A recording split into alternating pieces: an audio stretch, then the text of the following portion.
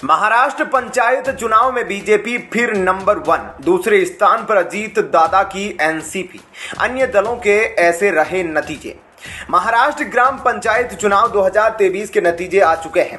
रविवार को हुए 2359 ग्राम पंचायतों के चुनाव और 130 रिक्त सरपंच पदों के उपचुनाव में बीजेपी ने बाजी मारी है। सत्ताधारी दल ने राज्य पंचायत चुनाव में बड़ी जीत हासिल की है। बीजेपी समर्थित प्रत्याशी बड़ी संख्या में चुने गए हैं, जबकि सीएम एकनाथ शिंदे नित्य शिवसेना तीसरे स्थान पर और डिप्टी सीएम अजीत पवार की अगुवाई वाली एनसीपी दूसरे स्थान पर रही। चर्चा है कि चाचा शरद पवार के नेतृत्व वाली राष्ट्रवादी कांग्रेस पार्टी पर भतीजे अजीत की एनसीपी भारी पड़ी है।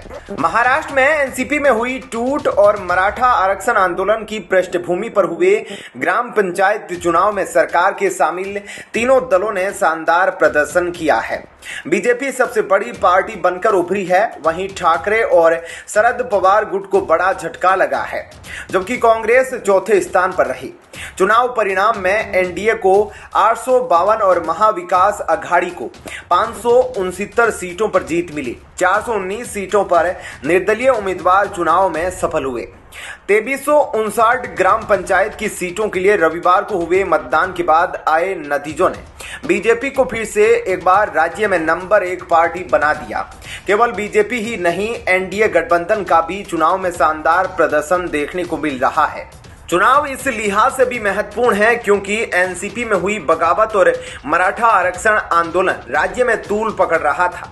ऐसे में जानकारों का मानना था कि इन सब का विपरीत परिणाम नतीजों में देखने को मिल सकता है। एनसीपी में हुई फूट के बाद शरद पवार के गढ़ बारामती की 18 ग्राम पंचायतों पर अजीत पवार गुट का वर्चस्व साफ दिखा। सरकार में साथ होने के बावजूद अजीत पवार गुट का मुख्य मुकाबला यहां बीजेपी और शरद गुट के साथ था। इस चुनाव में उद्धव ठाकरे और शरद पवार गुट को बड़ा नुकसान हुआ है। चुनाव परिणाम को लेकर बीजेपी प्रदेश अध्यक्ष चंद्रशेखर बावनकुले ने कहा कि 1700 से ज्यादा सीट एनडीए गठबंधन जीत रहा है।